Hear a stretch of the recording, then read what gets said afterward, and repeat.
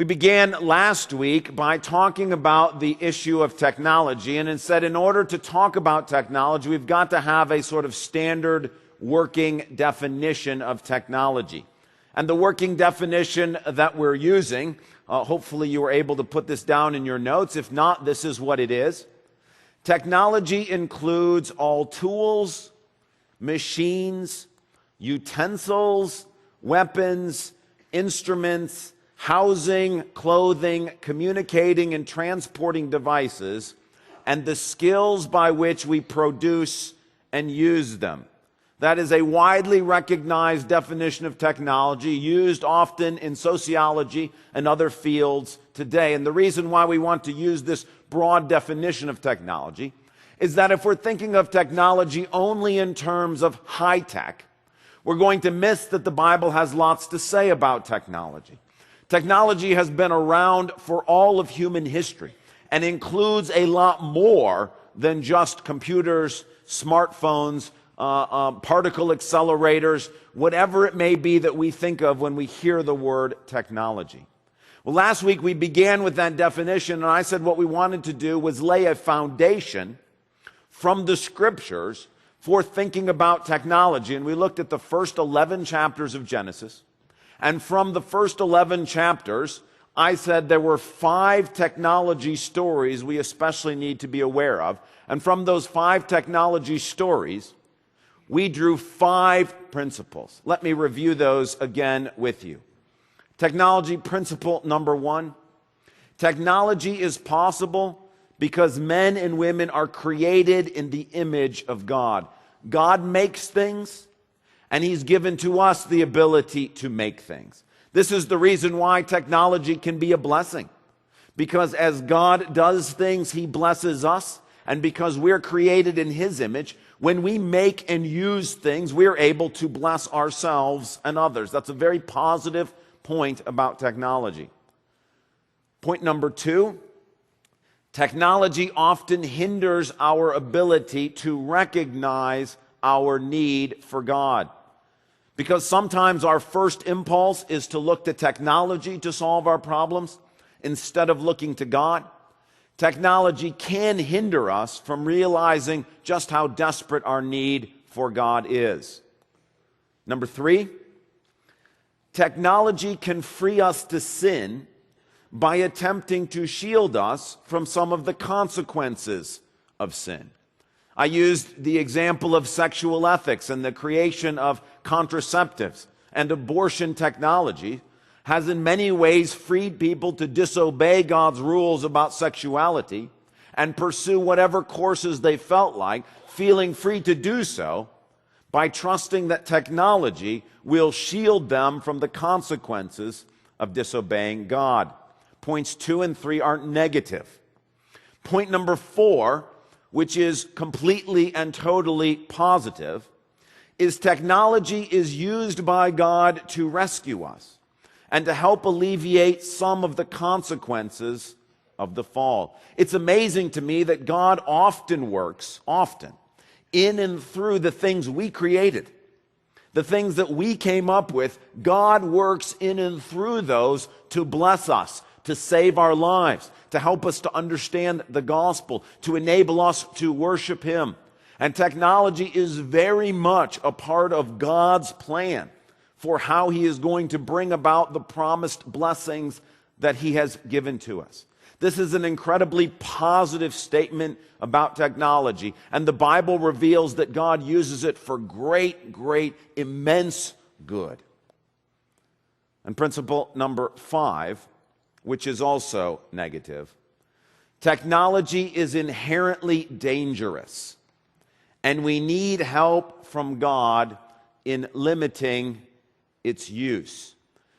Now, this is the principle that I told you last week is the most controversial one, and the one that takes the longest for people to wrap their minds around. The more I have written on this material or taught this material or interacted with people on this material, this is the point that people often stumble over. And to tell you the truth, as a former engineer, this is the point that was hardest for me to come to grips with in my own journey. As an engineer, I believe technology was simply neutral. You could either use it for good or you could use it for evil, but in and of itself, it was simply a tool. I no longer believe that. I believe that technology is inherently dangerous, not inherently evil. Inherently evil would mean it could never be used for good, and I've tried to show last week that God uses it for incredible good. So not inherently evil, but inherently dangerous. Because this is the point that often causes the most stumbling, in which it takes the most time to kind of wrap our minds around, what I want to do tonight is simply investigate and talk about this point further. And I want to explore and explain why it is that technology is inherently dangerous and try to make that point more clear. Again, like I said last week, every single person is on a journey in trying to understand what God is saying and doing about technology in our world. And if this is the first time you've begun to think about technology, you may not agree with this point. That's okay. All I'm asking is that you take the time to listen and prayerfully consider, and that as you get together in your smaller groups, you have an opportunity to discuss this. And so we don't want to shy away from this more controversial point. But if you're not yet where I am, or you don't yet agree with this, that's perfectly fine. We want to simply spend time walking together on this journey. Well, in order to try to unpack this statement that technology is inherently dangerous, let me start with a simpler point. And that is that technology affects us.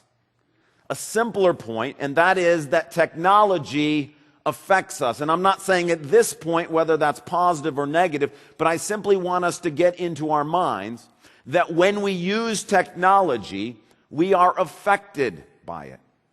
Now, one of the examples that an author used that was very helpful for me in thinking through this was the example of a shovel. Now, nothing very high-tech about this at all, but it's a useful tool. And like we made the point last week, simply because there's no electronics or microprocessors associated with it, we shouldn't be foolish enough to think that this is not technology. It is technology. And I'm reminded holding this shovel that this past summer, my family and some other families here from the church had the opportunity to go to Honduras on a family mission trip. While we were there, one of the things that we did was a construction project. And I spent a lot of time with a shovel that looked a lot like this, digging holes, mixing cement, trying to put foundation in so that the church building in which we were working on could have an upper level in which they could have Sunday school classroom space, and so the Honduran people who were gathered at that church could meet together and worship God. Now, they were long days, and what I noticed at the end of every one of those days is that my hands were covered with calluses. It was from using the shovel. Now, that's a true story. All of that digging, all of that using this technology physically affected me. That's a true story. But now imagine in your mind a different person using the same shovel, but this time the person is choosing to use the shovel, let's say, to bury stolen money. And suppose they have to dig as long and as hard as I did. What do you think their hands would look like at the end of that process? They would be calloused as well. And the point is the shovel and the technology affected them just like it affected me. And what didn't matter was what we were using the technology for. The fact that I was using a shovel to help a church worship Jesus, and the fact that that person was using the shovel to break God's law didn't matter. The technology affected both of us. Now, again, I'm not saying whether it was positive or negative, but it's helpful to me to realize that technology always affects us, regardless of what it's being used for. Consider a 2012 study that was published in the Journal of Experimental Psychology. In that study, it was found that someone who is carrying a gun is more likely to perceive someone coming towards them with an unknown object in their hands as that unknown object being a gun. In other words, if you are carrying a gun and you see someone coming towards you holding something you're not sure what it is, if you're carrying a gun, you're more likely to think of it as a gun than as something else. Point is the same. Technology affects us. Even when you're not using the gun, it affects our perceptions of how we perceive the world around us. Or consider this statement from Nicholas Carr in his book, The Shallows, What the Internet is Doing to Our Brain. This is a book that a couple of years ago was a finalist for the Pulitzer Prize. Nicholas Carr in that book says, in the long run, a medium's content matters less than the medium itself in influencing how we think and act. Our focus on a medium's content can blind us to these deep effects. We're too busy being dazzled or disturbed by the programming to notice what is going on in our heads. The computer screen bulldozes our doubts with its bounties and conveniences. It is so much our servant that it would seem churlish to notice it is also our master. And the point he's trying to make in the book is, it's not actually the content of the internet that affects how we view the world as much as it is the way that content is delivered. That's the same point. Technology affects us. Now, I'd like to take that point and move it a step further. Those examples simply are meant to make the point that when we use technology, we are affected by technology. Now I'd like to entertain the question or the statement that technology actually affects us negatively. That not only does technology affect us, but it affects us negatively. Again, not meaning that it always harms us, but meaning that it is always potentially harmful. That our use of technology, even when we're using it for something good, can have negative, unintended consequences in our lives. That's what makes it inherently dangerous. Not that every time you use technology, something bad is going to happen. But that given that technology affects us, that the cumulative effect of our use of technology, even when it's for good, that without help from God, there will be negative, unintended consequences from the use of technology, even when we're using it for good. To launch into this portion of the discussion, consider with me Psalm 135, verses 15 and 18. The psalmist says, "The idols of the nations are silver and gold, made by human hands.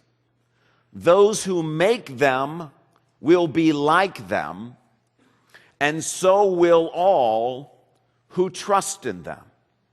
Now, in these two verses, our technology word, you remember last week I told you there's two words, for do and for build, that show up in the stories that we looked at. Those are technology words.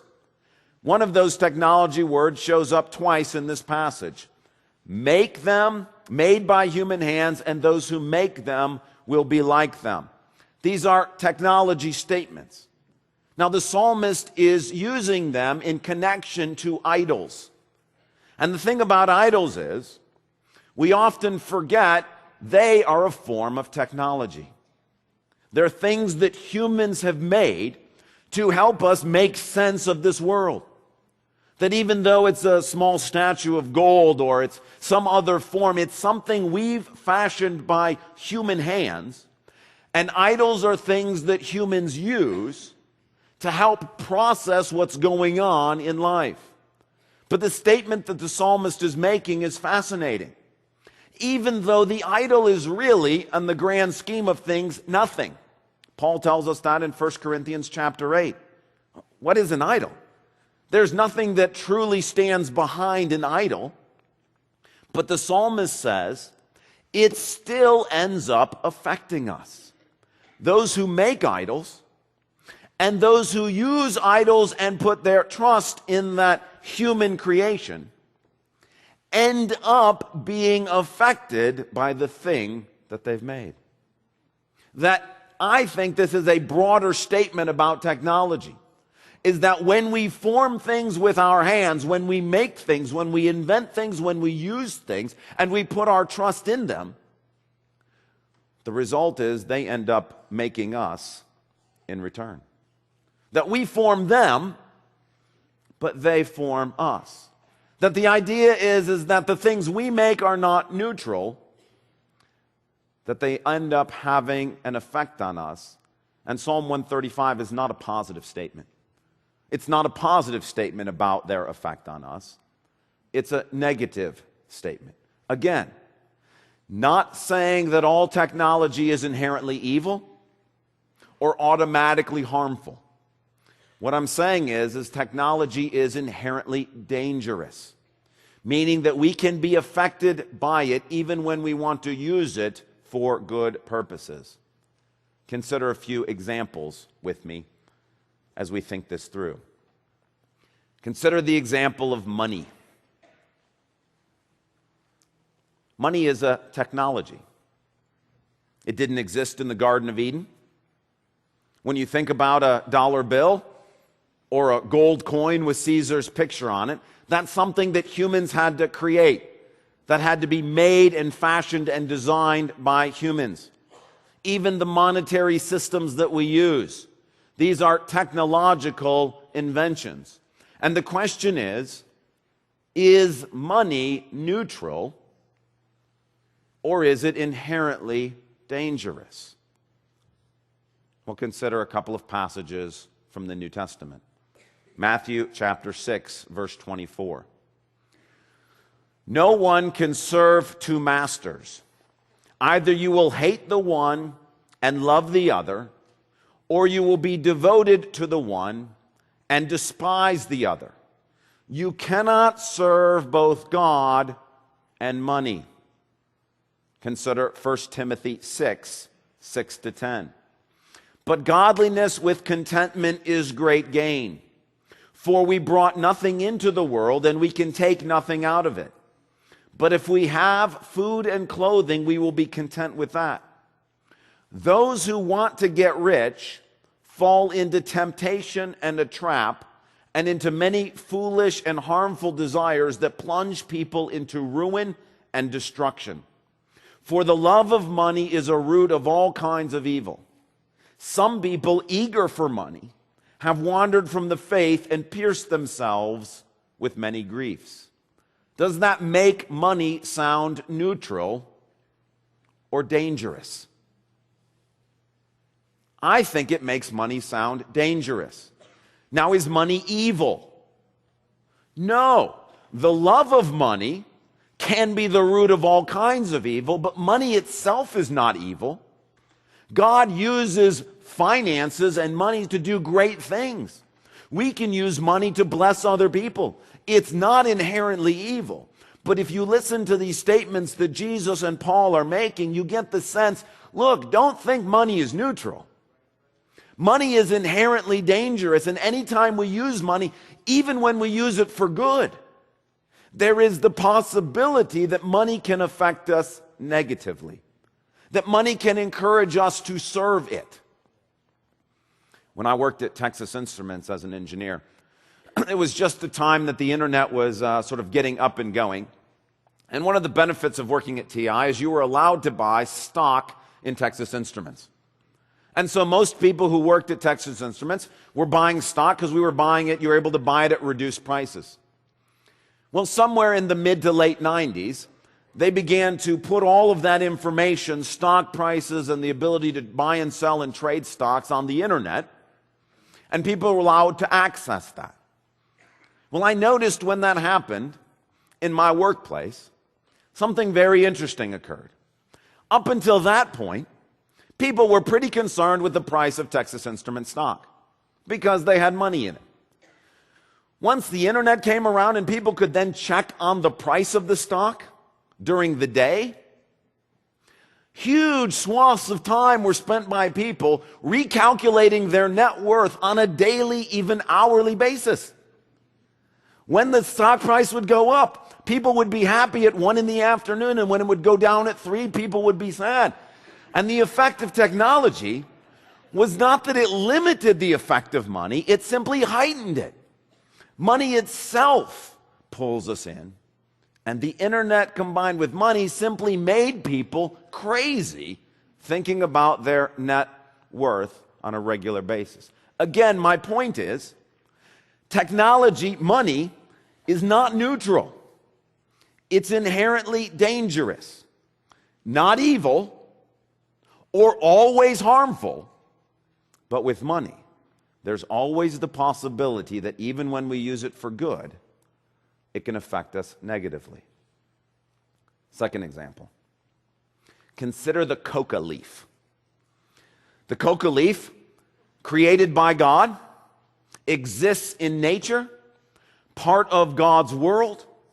The interesting thing about the coca leaf is that when you ingest the coca leaf, our stomach's natural acidity keeps us from absorbing some of the things in the coca leaf.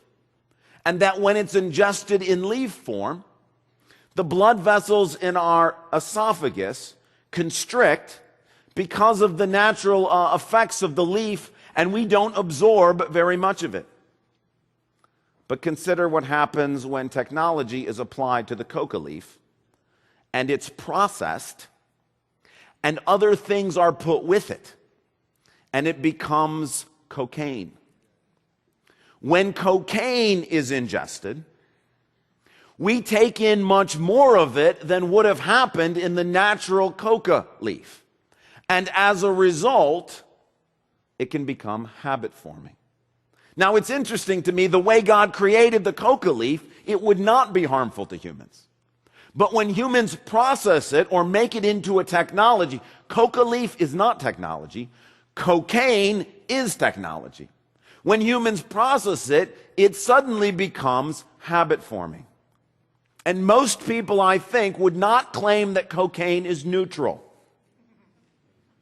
I think instead we would argue it's dangerous because it can form habits.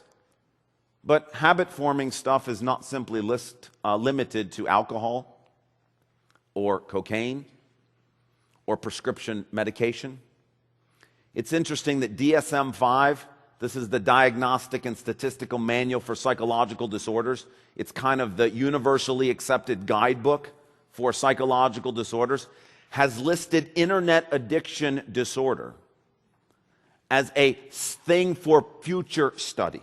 So it doesn't say it's automatically to be classified as a disorder, like you could have an addiction to alcohol. But they're saying there's enough evidence that the internet itself can be addictive, that we need to study this further.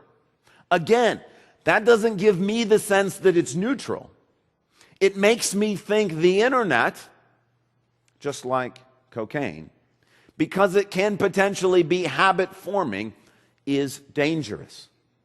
Not evil, not always harmful, but has within it the potential to harm us, even when we use it for good things. Example number 3. Consider the Big Mac. Again, if we think about technology only in terms of computers, we're going to miss the fact that the Big Mac is a form of technology. It didn't exist in the Garden of Eden. God didn't create it. It's processed food. It means that humans have taken God's creation and reshaped it and reformed it into something that, frankly, is very tasty. But the question is the Big Mac neutral? Or is it dangerous? Well, if you've ever seen the documentary Super Size Me, in which Morgan Spurlock, I think his name is, eats nothing but McDonald's for 30 days, and you see the negative effects on his psychology and his physical body, I think you come away thinking the Big Mac's not neutral, it's dangerous. It doesn't mean it can't be used for good. You take a friend to McDonald's and you buy them a Big Mac and you bless them, that's a great use, that's a blessing. But even when it's being used for good, there's danger associated. If it was neutral, you should be able to eat nothing but McDonald's for 30 days and have no negative side effects from it. I'm arguing because if you eat McDonald's for 30 straight days, you're going to feel worse. It means there's something not neutral, something dangerous in that technology. Again, can be used for great good. To feed someone who's hungry, to provide nourishment. God uses a Big Mac to bless us. But just because it's used to bless us does not mean it's neutral. Example number 4. Consider what some people are terming nature deficit disorder. Nature deficit disorder is the hypothesis that children who spend too much time indoors develop irrational fears and inabilities to socialize with others. Now again, this is a hypothesis. We don't have as much hard evidence or data like we do for things like alcoholism or things like that. But nature deficit disorder is the theory that it's bad to spend all your time indoors. Now, think about that for a moment. A house is technology, and it's filled with technology. If technology was neutral, what difference would it make if you spend all your time indoors or all your time outdoors? What difference would it make if you never had any exposure to nature, to trees, to the ocean, to the things that God has created? But I think what people are finding, and I think we kind of know this internally, we say this to our kids, look, turn off the Wii, go outside and play. Why do we say that? Because inherently we have this idea it's important for kids to be in nature. It's important for kids to interact with the world the way God created it, and not simply the world in which it's mediated to us through our house, through air conditioning, through windows, through all the things that we've created. Now our house is evil. No, of course not. They can be a blessing from the Lord. But just because they are a blessing doesn't mean it's not inherently dangerous. And my contention is, if technology was neutral, children, adults could spend all their time indoors and have no negative psychological or sociological effects from it. But I don't think that's the case. I think it's healthy for people to get outside and to be in nature, which convinces me further that technology, while not being evil or automatically harmful, that there are dangers associated with it. And example number 5. This past summer, I had a chance with some of my high school friends here to go on a trip. And we go away for 3 nights together, and we get to spend time out in nature, and we get to spend time interacting with each other and forming friendships. And I'm glad that we've got high school students here who are participating in our technology conference.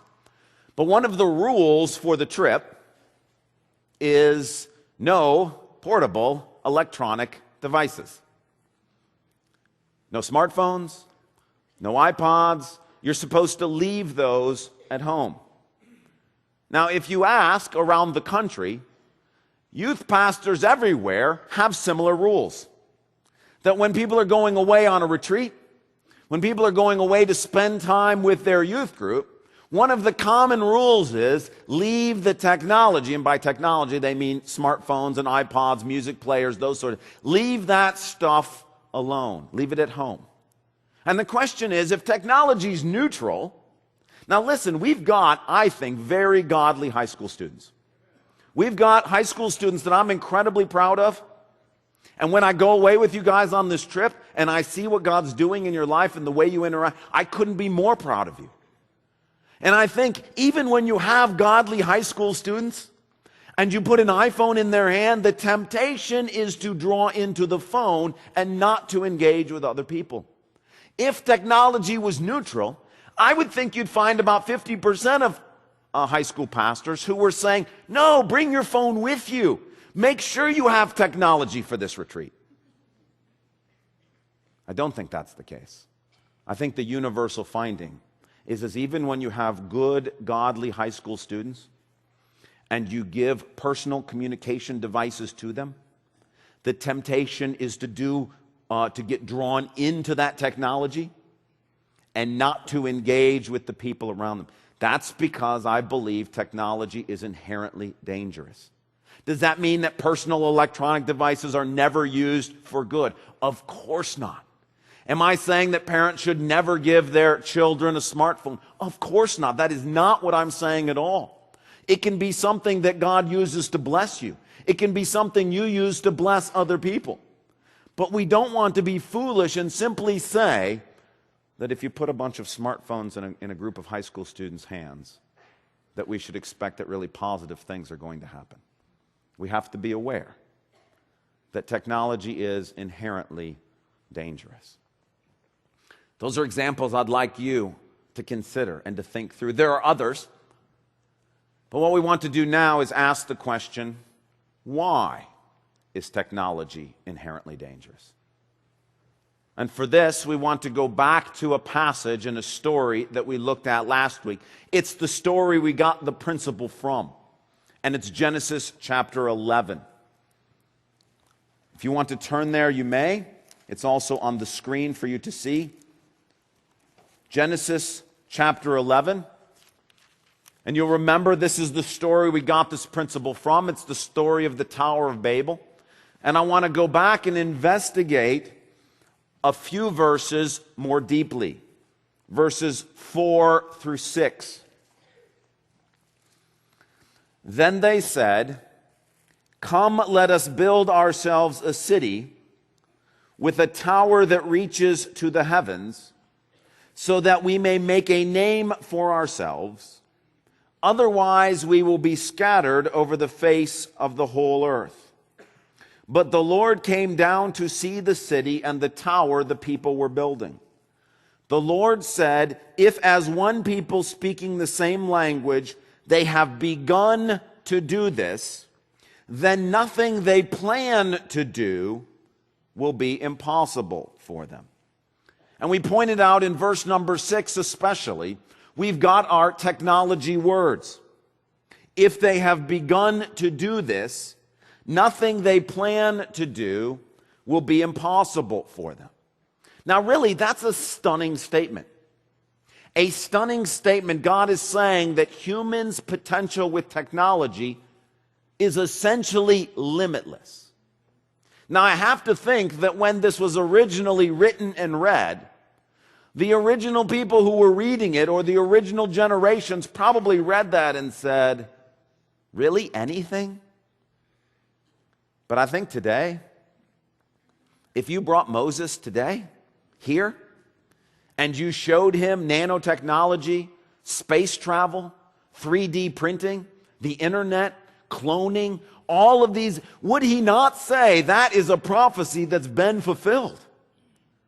That really over time humans have shown ourselves to have virtually no limits when it comes to technology, that we can do virtually anything through the power of technology. But the thing I think that's most interesting about this passage is it's got that word that we've been using, that make or do word. But as opposed to Genesis 3, where Adam simply made clothes, which was the first example of that word being used with a human. Notice verse 6, then nothing they plan to do or plan to make will be impossible for them. And here in Genesis 11, we've got another phrase that has been added to the phrase to do or to make. Adam simply made clothes. The people at the Tower of Babel planned to make a tower. And any other technological project after that are going to be technological projects that humans plan to make and to use. Now, the interesting thing about the word to plan is in English it sounds neutral. In Hebrew, it's not. It's the word zamam. And every single time the word is used in connection with humans, it's always negative except once. Once in the Psalms, the psalmist said, I am making a plan not to use my lips for evil. But every other time the word is used in the Old Testament, it really means devices and scheming and plotting and planning. That when humans get together to plot and plan evil, this is the word that's used. And what that says to me is the problem here is not that humans are exercising our created in the image of God abilities to make something. The problem is that when we make something or use something, we are planning to do it. Meaning that we are using our human nature, our scheming, plotting, planning human nature to do things. And the reason why technology is not neutral is because we plan to make it and we plan to use it. And in that planning, our fallen human nature expresses itself. That in technology, it's not simply the result of humans created in the image of God, it's the result of fallen humans created in the image of God, formulating our plans to make and to use technology. This is why I don't believe technology is inherently neutral.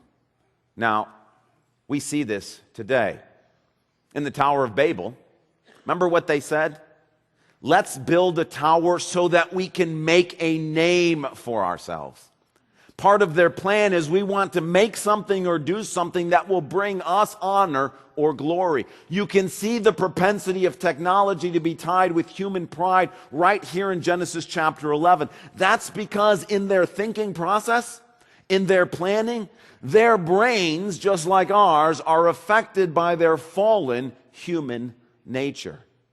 Humans left to our own devices end up plotting and scheming and planning for things that will bless us and benefit us and not be concerned about others or by the Lord. We see this today when you put a new addition on your house or you buy a new house. What's the first thing you want to do when people come over? You want to show it to them. When you get a new car, what's the first thing you want to do? You want to show it to people. When you get a new app or a new computer or a new piece of technology, what's the first thing you want to do is you want to tell somebody, hey, look at this cool new upgrade I got. Look at what I just purchased. Look at what it can do. And that's because when we plan to make or to use technology, our human fallen nature kicks in. And this idea of pride, this idea of look what we've done, look what I'm now able to do, kicks in. And the reason why technology is not neutral is because humans are the ones who plan to make it, and humans are the ones who plan to use it. D.A. Lyon, who is a Christian ethicist, has this quote from the New Dictionary of Christian Ethics and Pastoral Theology. He says, it's hard to see how the technological neutral position could be maintained from a Christian perspective. In other words, it's hard to see how from a Christian worldview you can hold that technology is neutral. Everything in a theistic universe is necessarily value-laden.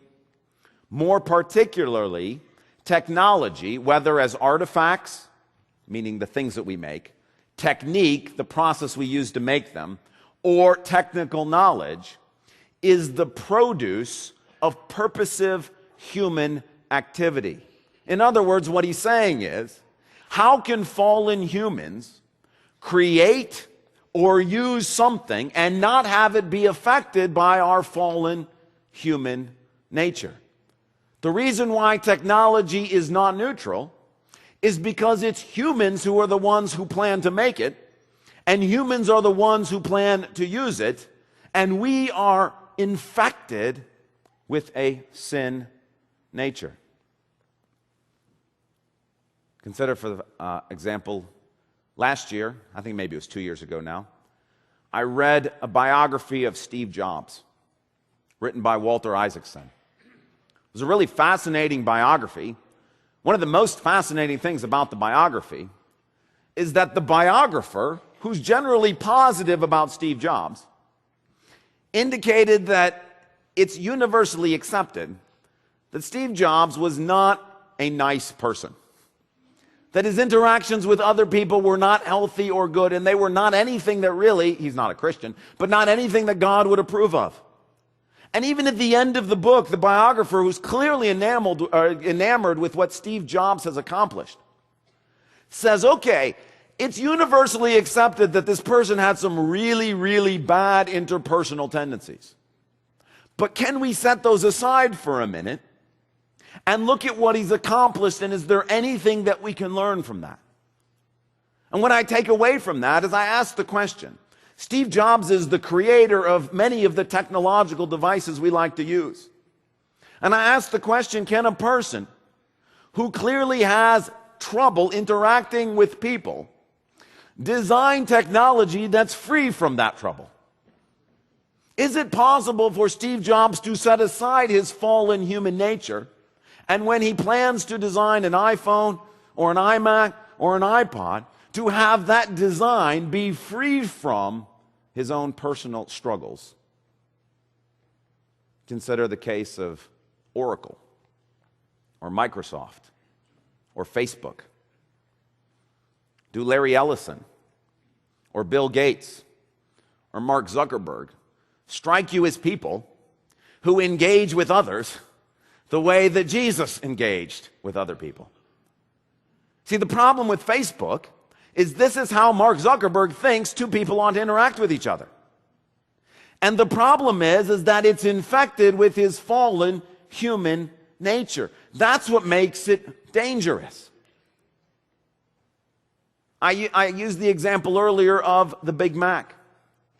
Do we not think that the people who created the Big Mac were people who struggled with gluttony or laziness or greed or selfishness, and that somehow that stuff is not present in the creation of the Big Mac? Or cocaine. Was it not humans' desire towards hedonistic pleasure that gave rise to the invention of cocaine? Or money. Is not our use of money part of our expression of our desire to want to control our world, to want to control things that happen? This is the point. Technology is not neutral because the people who plan it and the people who use it are not neutral. Because fallen human beings plan to use technology and fallen human beings plan to make technology, that makes technology inherently dangerous. Let me give you an example that might help illustrate what I'm saying. I have up here an apple and a Kit Kat bar. Okay? Let's consider the apple first. The apple was created by God. This is not technology. Okay, now I get that you can have technology that goes into the production of the apple, but stick with me here. The apple, created by God. Now there's a danger, because I'm a fallen human, that I can see this apple and I can use it for evil. It can cause me to disobey God. I can be tempted to engage in gluttony because of it.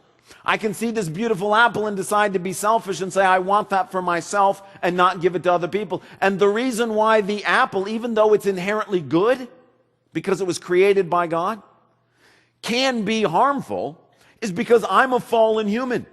And when you bring a fallen human, even a Christian, in contact even with something good, there is the possibility that we can corrupt it and use it for something God didn't want it used for. That's true for an apple. But now consider a Kit Kat bar. Now the problem is doubled. Because the person who designed the Kit Kat bar, the people who market the Kit Kat bar, the people who produce the Kit Kat bar, are also fallen human beings. Now what happens is, I have my fallen human nature to deal with, and the fact that designed into this product is also fallen human nature. And most likely the people, well, for sure, the people who designed it and produce it and market it struggle with the same things I do. Laziness, greed, gluttony, selfishness. And designed into this product are those things. So whereas, of course, we can use stuff that is inherently good for evil purposes, when we come into contact with something that humans have created, now we've got double danger. I'm the one using it, and humans were the ones that created it. You see, this is how God thinks sweets ought to be done. This is how humans think sweets ought to be done. And inherent between these two is a difference. This one is inherently good, although I can still be tempted to use it for evil.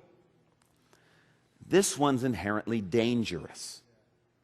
And the danger is greater because humans were the ones who came up with it. This is why, although you can binge eat on apples, it's more likely that we're going to binge eat on a Kit Kat. That's not an accident. Designed into this product, subconsciously, is gluttony and laziness and selfishness and pride. Designed into this Kit Kat are things that will more naturally tempt me than what's designed into this. This is designed for my good. This was not designed with my good in mind. That's why when you get done eating a lot of apples, you don't feel the same as when you get done eating a lot of Kit Kats. There's a reason. That's what I'm trying to say here. I'm not trying to say that, well, the apple will never be used for anything bad. Of course it is. Of course it can be.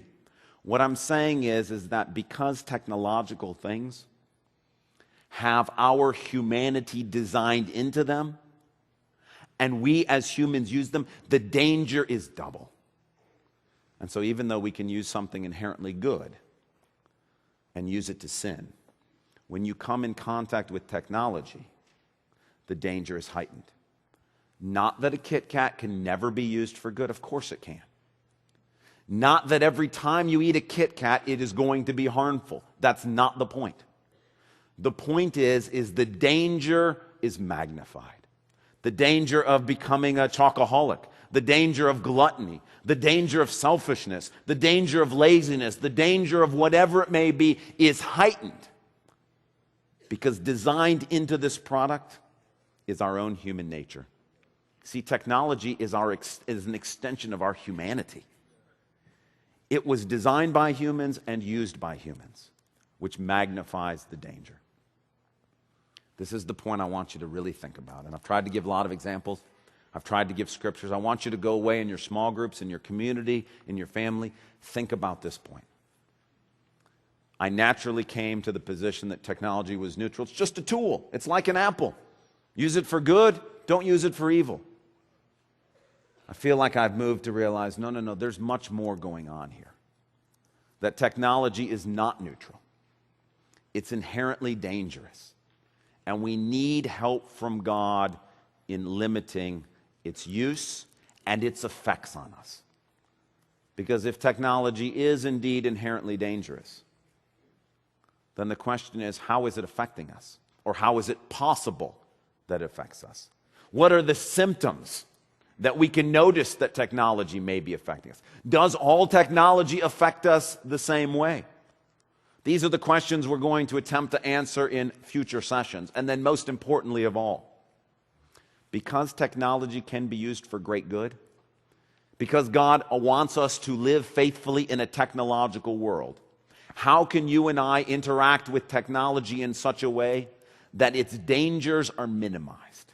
Okay? Technology is not automatically harmful, nor is it automatically evil. It's dangerous. But with wisdom from God, with direction from God, we can use technology in such a way that we can remain faithful to God, and the negative consequences of technology in our lives can be limited. That's where we're going in the rest of the series. Let me pray and commit this to you, this thinking to the Lord as you discuss it in your groups together.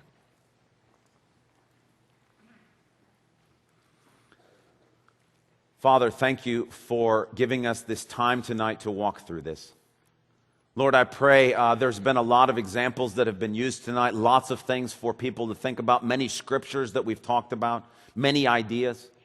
Lord, I pray that you would take this information, that you would take these teachings, and that, Lord, you would cause us to mull them over in our minds, that we might be faithful Christians to see if they line up with what your scriptures say, that you would help us to understand, Lord, not that we would fear technology, but that we would be wise in our use of it. And God, I pray for the small groups that will be meeting in just a few moments. I pray for the people that will be getting together to discuss them. Lord, may your Spirit guide their discussion. I pray that those who do not agree or do not understand would feel free to express that. Lord God, and that in the discussion there would be great opportunity for these concepts and ideas to be investigated. God, I praise you that you've not left us alone in this world to try to figure this out on our own, but you've provided us with your word to lead and guide us and your Spirit to empower us to obey it. God, would you help us to live faithfully in this technological world and bring us back next week that we might discuss again how we can live faithfully for you. In Christ's name we pray. Amen.